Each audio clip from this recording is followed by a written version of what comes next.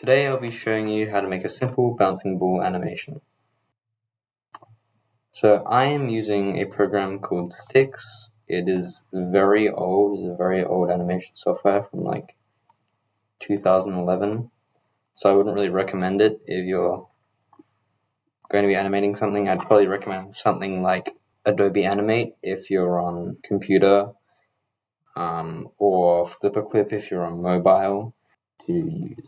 Start off, we're going to add a ground for the ball to bounce on. Most softwares should have simple like a line tool and like a circle tool or some kind of at least polygon tool. So I've got this ground. I'm going to have my ball. Should be able to change the color of the line and the fill. Do this. So one thing that's good to do is to like get some inspiration.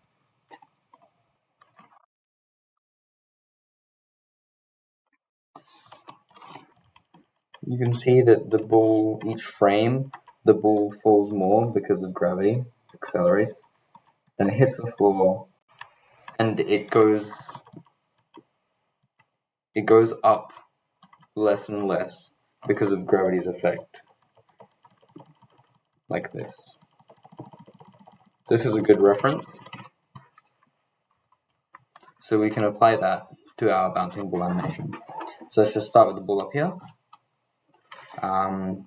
If you're on a computer, then you should be able to use the arrow keys to move it up and down by amount. So I'm just going to like refer to it in units, I guess, because if I press the arrow keys, it moves a little bit, and if I hold shift, then it moves 10.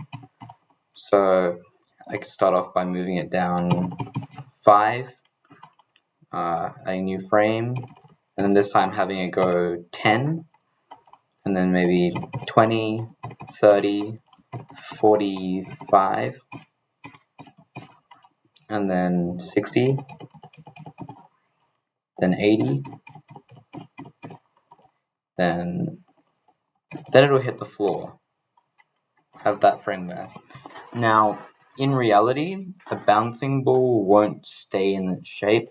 It will flatten out. So what we can do, I can't actually bend this. Unfortunately, I can't bend it, so I have to make a really janky looking shape that sort of resembles a ball. If you're using a software that's actually can make an oval, do that, because this is not, doesn't really look that good. But it can work, luckily. I have this. Put it there. Let's make it smaller. You want to make it shorter and wider to make it more convincing. Got this. Then we can flatten it a bit more. This. Then we can hold it for a frame there and then go back to this. It'll go in reverse. We can get rid of that, and then we can get the ball back. And it'll go up by, say, 75. Then 60, 50,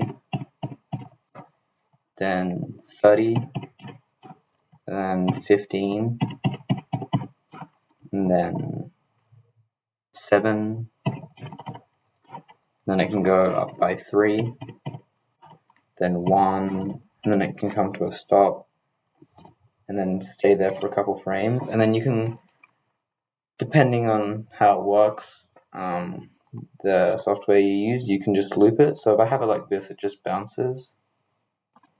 If I loop it, that's not good. I want to go back to its original position, so go back to the first frame, make sure it lines up. Ooh, that's not good. We want it to line up. So going over here,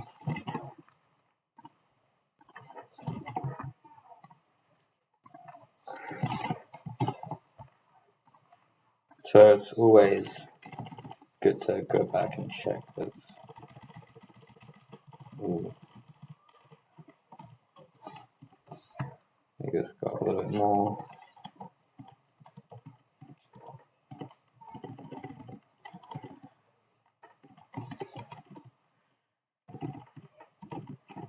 Like this. There we go. That's better. So now I've got it in loop. I'm doing this at 12 frames per second. You can change it to, I mean, if you're just starting out, maybe 12 is good, but I usually do it in 18, but if I do it at 18, this is going to look, actually looks fine. Yeah, like this. But as you can see, with the really weird shape at the bottom there, it looks quite odd. So I'd recommend using an oval.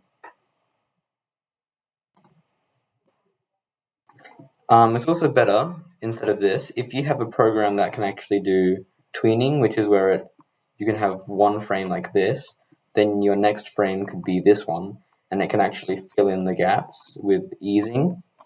Like another program I have is called Pivot, and it can do the easing.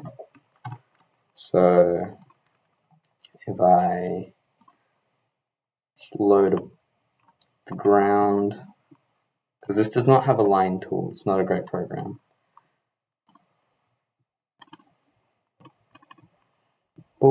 This is the editing step here, and I'm just going to fast forward this next bit because this animation did not work. Easing and tweening is good sometimes, but if you're just starting animation, it's best to just do it yourself because this is how it turned out.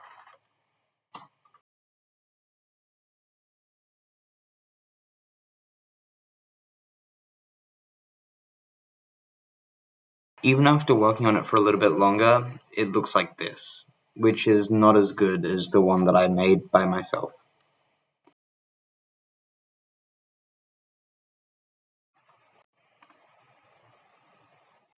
But yeah, that's how you make a simple bouncing ball animation. And a side note is make sure to save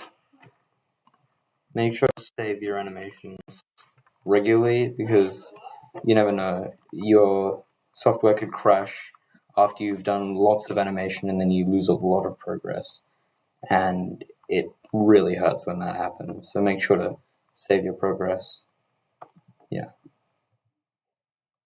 Hopefully this helps.